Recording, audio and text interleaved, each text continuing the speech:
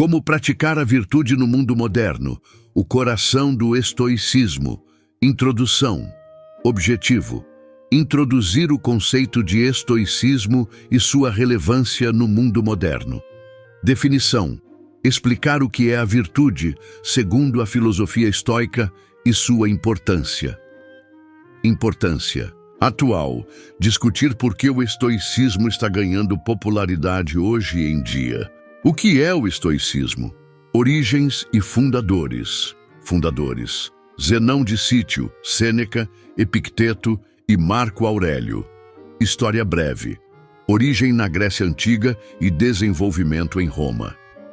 Princípios básicos: 4 virtudes cardeais: sabedoria, coragem, justiça, temperança. Dicotomia do controle: diferenciar o que está sob nosso controle e o que não está, aplicando a virtude estoica no dia a dia. Sabedoria. Prática: refletir diariamente sobre ações e decisões. Ferramentas: ler textos filosóficos, meditação, escrita de um diário. Coragem. Prática: enfrentar desafios e adversidades com bravura. Exemplo: tomar decisões difíceis no trabalho ou em questões pessoais. Justiça. Prática: agir com equidade e respeito nas relações interpessoais. Exemplo: promover a inclusão e a diversidade em ambientes sociais e de trabalho. Temperança prática: moderação em desejos e consumo. Exemplo: controlar gastos, alimentação balanceada.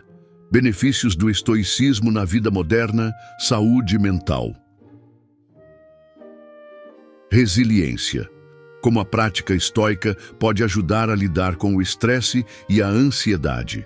Mindfulness: importância da atenção plena e do foco no presente. Relacionamentos: comunicação: melhorar a empatia e a escuta ativa. Conflito: resolver conflitos de forma pacífica e racional. Desenvolvimento pessoal: crescimento: incentivar o autoconhecimento e o aprimoramento contínuo. Propósito: alinhar ações com valores pessoais para uma vida significativa. Conclusão. Reflexão final. Resumo dos principais pontos discutidos e incentivo à prática diária, chamado à ação. Convite aos leitores para explorarem mais sobre o estoicismo e aplicarem seus princípios. Recursos adicionais. Leitura recomendada: livros sobre estoicismo, como Meditações, de Marco Aurélio. Este roteiro fornece uma estrutura abrangente para entender e aplicar a virtude estoica no mundo moderno, incentivando um estilo de vida mais equilibrado e significativo. Marco Aurélio e a virtude estoica. Começo explicando o que virtude significa no estoicismo e, em seguida, delineando 4 características distintivas do pensamento estoico. Sobre a virtude, consideradas no contexto do pensamento antigo sobre a virtude. A primeira característica distintiva é a ideia de que as virtudes formam um conjunto harmonioso de qualidades, unificadas ou interdependentes, essenciais para uma vida humana plena. O que é virtude no estoicismo? Virtude é uma forma de perícia ou habilidade, conhecimento de como viver bem em todos os sentidos. Uma forma de conhecimento que molda toda a personalidade e vida. A virtude é analisada em termos de 4 virtudes genéricas ou cardeais: sabedoria, coragem, autocontrole ou moderação e justiça, vistas como 4 aspectos de uma única forma de conhecimento ou como interdependentes. Por que essas 4 qualidades? Elas são vistas como maneiras de mapear as principais áreas da experiência e perícia humanas. Portanto, tomadas em conjunto, constituem as qualidades essenciais para levar uma vida humana plena. As 4 são: sabedoria, entender como agir e sentir corretamente; coragem, saber como agir e sentir corretamente em situações de perigo, ao enfrentar coisas vistas como assustadoras, acima de tudo, a morte e outros desastres. Autocontrole. Saber como agir e sentir bem em situações que despertam outras emoções, como desejo, apetite, luxúria. Justiça. Saber como agir e sentir-se bem em nossos relacionamentos com outras pessoas, em nível individual, familiar ou comunitário. Saber como agir generosamente e com benevolência positiva, com amizade e afeição. Essas virtudes genéricas incluem muitas subdivisões. Elas são aspectos de uma única especialidade ou interdependentes, porque o exercício correto de qualquer virtude depende da posse e do exercício das outras também. Cada uma das virtudes afeta nossas relações conosco mesmos e com os outros. Embora algumas virtudes, por exemplo, a justiça, sejam mais obviamente autorrelacionadas do que outras, seu exercício afeta o que somos em nós mesmos e como tratamos os outros. Esta é uma característica fundamental do pensamento estoico e, de fato, o mais antigo, sobre a virtude, e é particularmente importante para pensar sobre a relação com o pensamento moral moderno, como apresentado posteriormente. Descrever a virtude como uma forma de conhecimento pode soar puramente racional ou cognitivo, em um sentido restrito. Mas é crucial para o estoicismo que essas formas de conhecimento moldem a personalidade como um todo, incluindo emoções e desejos. Isso reflete o pensamento estoico sobre a psicologia humana, segundo o qual funcionamos como agentes holísticos, unificados. Nossas crenças e raciocínios moldam diretamente como nos sentimos e desejamos. Esta é a segunda característica distintiva do pensamento estoico sobre a virtude que desejo enfatizar aqui. O estoicismo sustenta que o desenvolvimento da virtude traz consigo uma mudança radical em nossa vida emocional, de modo que deixamos de sentir o que eles consideram emoções equivocadas ou ruins, paixões, e passamos a sentir apenas as emoções boas. Emoções equivocadas, como raiva, medo, desejo ou apetite, baseiam-se no que eles consideram julgamentos éticos falsos e trazem consigo efeitos psicofísicos intensos e perturbadores. Emoções boas baseiam-se em julgamentos éticos sólidos sobre as virtudes e são tipicamente mais calmas como experiências psicofísicas. Exemplos dessas emoções são desejo, em vez de desejo intenso, cautela, em vez de medo, e alegria. Também, em relação a outras pessoas, boa vontade e afeição.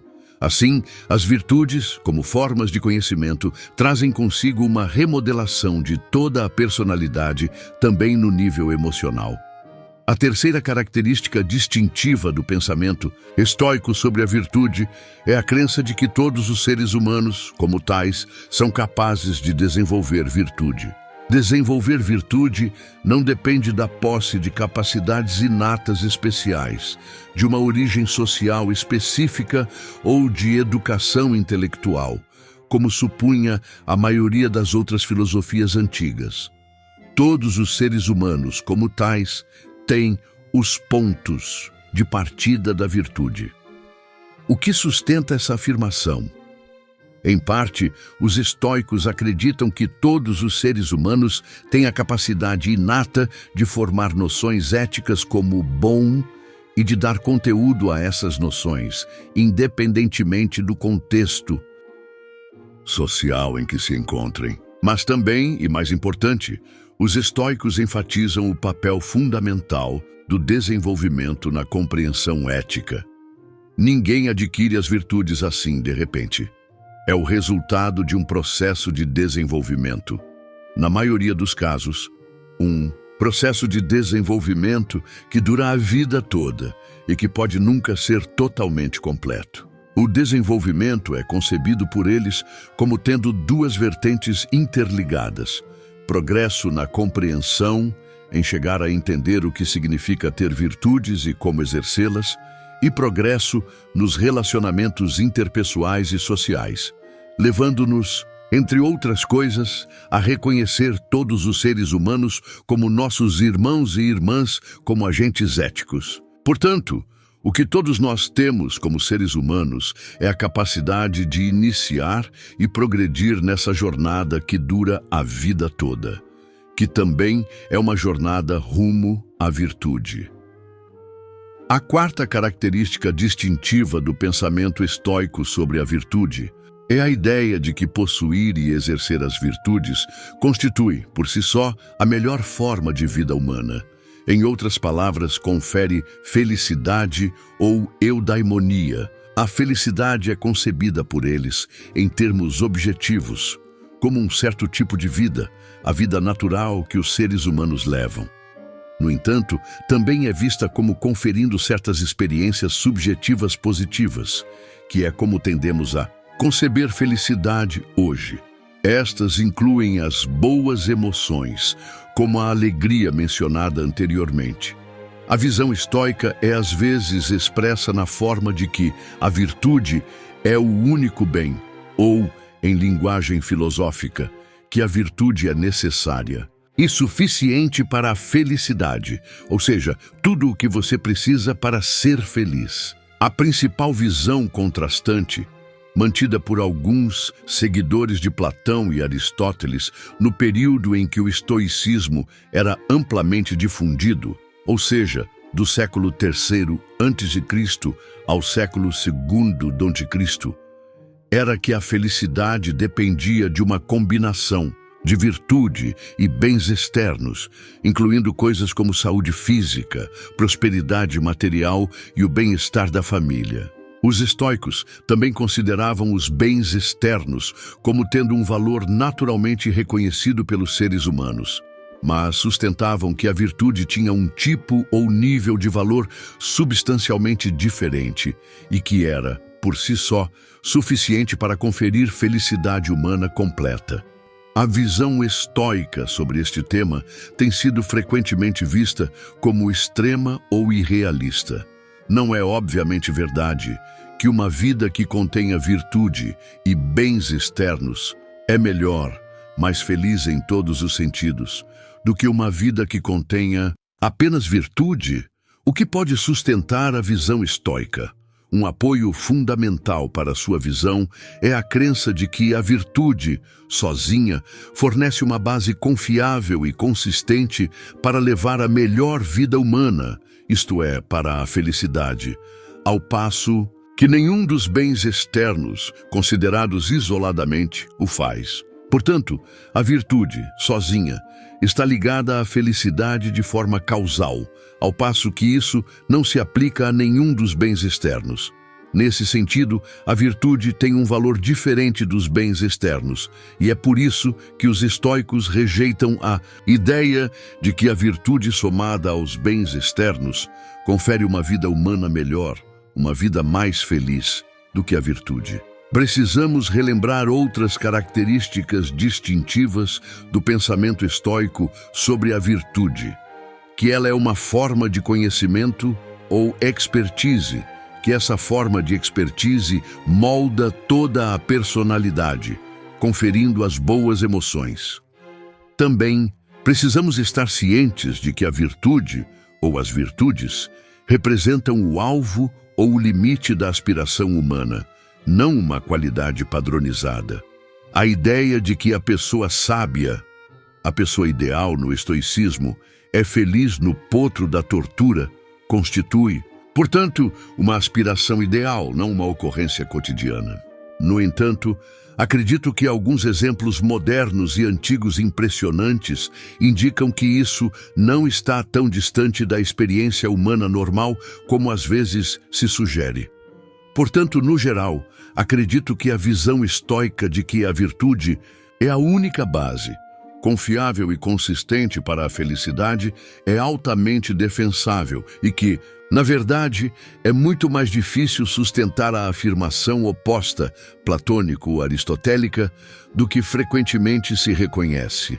Agora, analiso algumas seções das Meditações de Marco Aurélio, um diário filosófico particular preparado para seu próprio uso por um imperador romano do século II, que também era um estudioso dedicado do estoicismo. Os trechos escolhidos visam ilustrar os temas que discuti, também mostrar como as ideias estoicas eram usadas na antiguidade para fornecer uma estrutura ética para a vida e, assim, indicar como elas também podem ser usadas por nós hoje.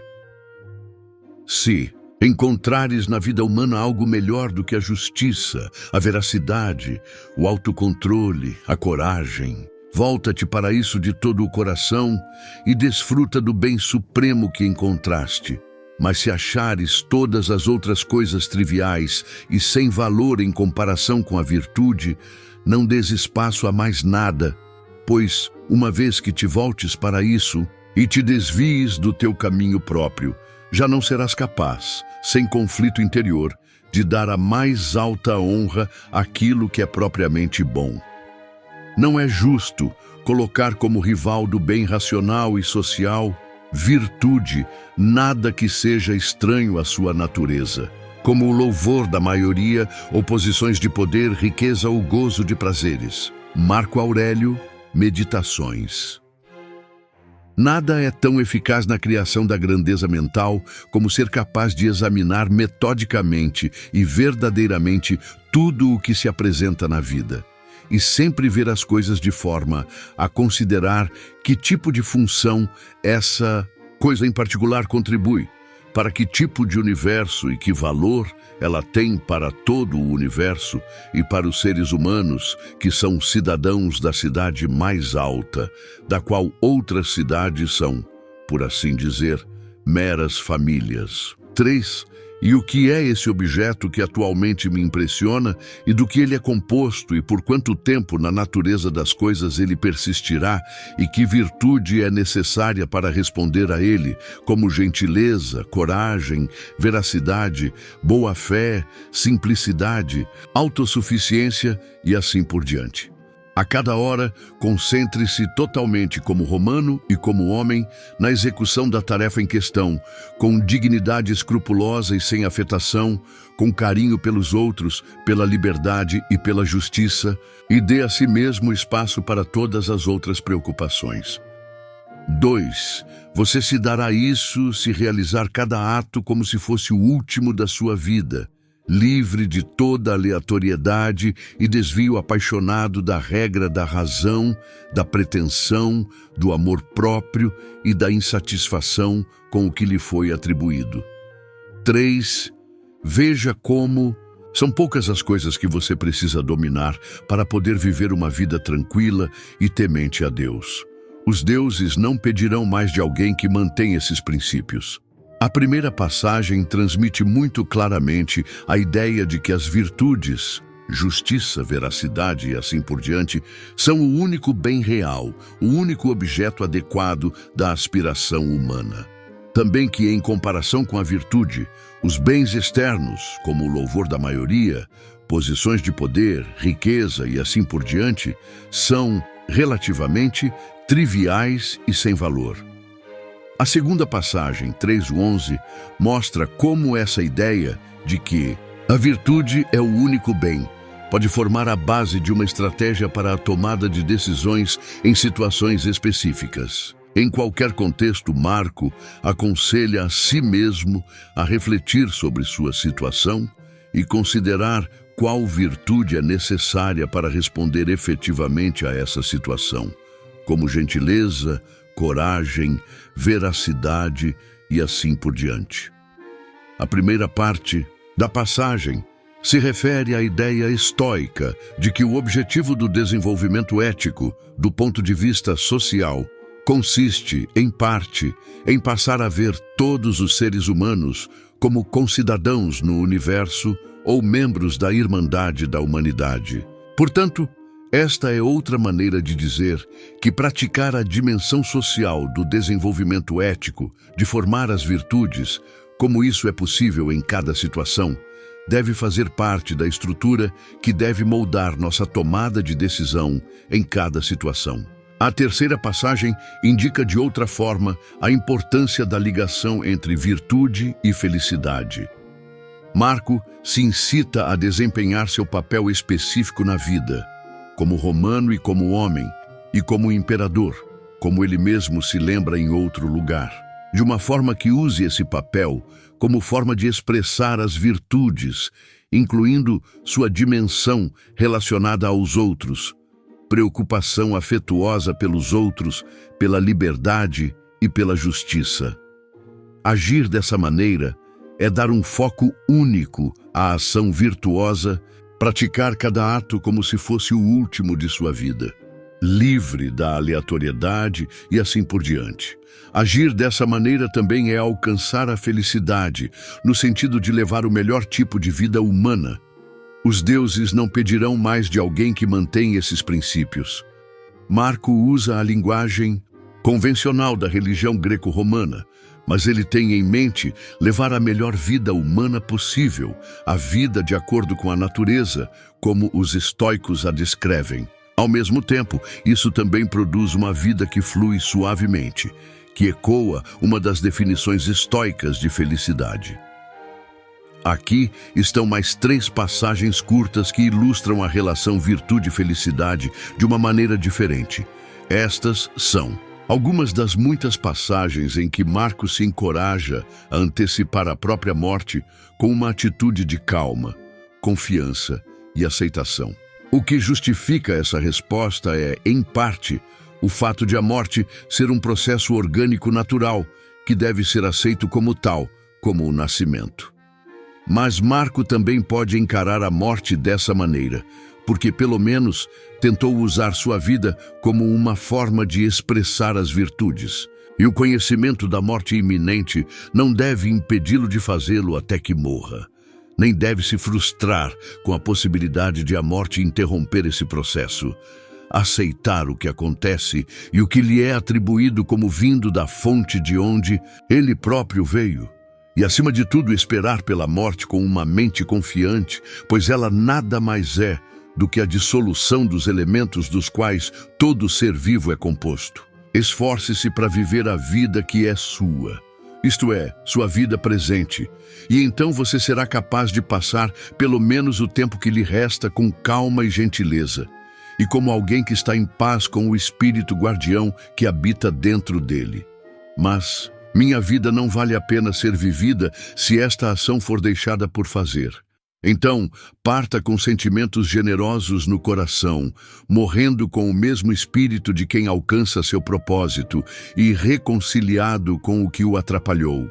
Essas passagens também ilustram que o desenvolvimento ético, buscando a prática das virtudes, traz consigo uma mudança no registro emocional.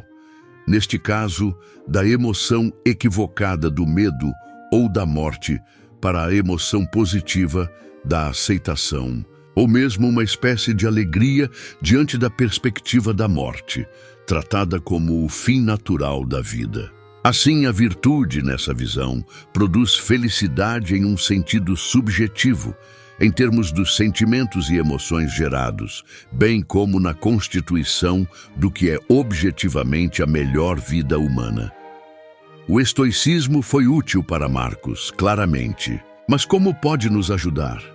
Bem, em princípio, exatamente da mesma forma que foi útil para Marcos ao fornecer uma estrutura ética para vivermos nossas vidas e ao estabelecer metas aspiracionais que podem ajudar a moldar nossas vidas como um todo. É em parte por isso que, no curso online Semana Estoica deste ano, fizemos uso extensivo das meditações de Marcos como fonte de passagens e como modelo de como usar as ideias estoicas para a orientação de vida. Será interessante ver, a partir do feedback, o quão eficaz as pessoas consideram essa estrutura para elas. Embora na vida moderna e em algumas filosofias morais acadêmicas também utilizemos a estrutura virtude-felicidade, padrão na ética antiga, também temos outros tipos de estruturas morais que, de certa forma, são mais prevalentes e familiares. No pensamento moral moderno, tendemos a operar com um contraste entre a motivação egoísta ou egoísta e a motivação para o benefício do outro ou altruísta. A motivação para o benefício do outro tende a ser definida em termos de cumprir o dever ou realizar ações corretas ou, alternativamente, em termos de beneficiar outras pessoas, às vezes, de benefício máximo. A maior felicidade do maior número. O desafio no pensamento moral moderno é geralmente visto como neutralizar o egoísmo ou o egoísmo e promover o altruísmo ou o desejo de beneficiar os outros. As ideias estoicas sobre a virtude, de forma mais geral, as ideias gregas e romanas antigas, atravessam a distinção egoísmo-altruísmo. As virtudes se relacionam com o que somos em nós mesmos e em relação aos outros. O desafio no estoicismo é, antes, o de alcançar a expertise, desenvolver e exercer consistentemente os tipos de conhecimento que compõem as virtudes. Em outras palavras, o desafio é formar corretamente uma compreensão do que as virtudes constituem e tentar viver de acordo com essa compreensão. Como essas duas estruturas se relacionam e quais vantagens a estrutura antiga, ou virtude-felicidade, tem para nós, modernos? Primeiro, precisamos perceber que a estrutura antiga, ou especificamente estoica, não ignora simplesmente o tipo de considerações que recebem maior destaque no pensamento moral moderno. O estoicismo também reconhece a importância de realizar ações corretas ou de cumprir o dever em uma determinada situação. O estoicismo também reconhece, na verdade atribui especial importância, a dimensão de benefício para o outro na vida ética. Este é um lado do desenvolvimento ético, como eles o concebem. Seu ideal de tratar todos os seres humanos como nossos concidadãos ou irmãos e irmãs na humanidade, se destaca em comparação com os ideais modernos de beneficiar os outros, em princípio, o maior número possível de outros, e ir além do círculo daqueles imediatamente ligados às nossas vidas. No entanto, o estoicismo não apresenta esses ideais em termos familiares à nossa terminologia moral moderna, mas em termos de virtude, da relação virtude-felicidade e do progresso em direção à virtude e à felicidade. A maneira como eles apresentam a ética tem vantagens positivas para nós, além de traduzir ideias que já consideramos importantes para outros termos. Acredito que há várias vantagens. A estrutura virtude-felicidade torna a questão da motivação central para a ética. Pouco faz sentido incitar as pessoas a realizar ações corretas ou maximizar o benefício para os outros, a menos que também se sintam motivadas a agir de acordo com esses princípios. A estrutura estoica destaca como agir dessa maneira pode fazer parte, pelo menos, do tipo de vida que constitui a felicidade. A estrutura estoica também enfatiza, mais do que a maioria das abordagens modernas, o papel central do desenvolvimento ético e a ideia de que o desenvolvimento é um processo que dura a vida toda, não apenas parte do crescimento em direção à idade adulta. Além disso, enquanto o pensamento moral moderno tende a se concentrar apenas na dimensão benéfica para o outro da ação humana, as estruturas estoicas e outras antigas veem as virtudes como abrangendo os lados relacionados a si mesmo e ao outro da experiência humana. Em outras palavras, a estrutura estoica busca fundamentar a vida ética no que somos, fundamentalmente, e não apenas no que fazemos em relação aos outros. Embora isso seja visto como uma dimensão muito importante da vida humana. Por fim, as formas estoicas e outras antigas de ética enfatizam a ideia de que agir bem depende de conhecimento ou expertise, do desenvolvimento de uma compreensão ética profunda que afeta nossa personalidade como um todo. E esta também É uma dimensão da vida ética cuja importância nem sempre é reconhecida nas narrativas modernas. Portanto, de modo geral, acredito que há uma série de maneiras pelas quais a ética antiga, e especialmente a estoica, pode ser vista como uma contribuição positiva para o pensamento moderno sobre ética, além de fornecer uma estrutura alternativa para a orientação da vida.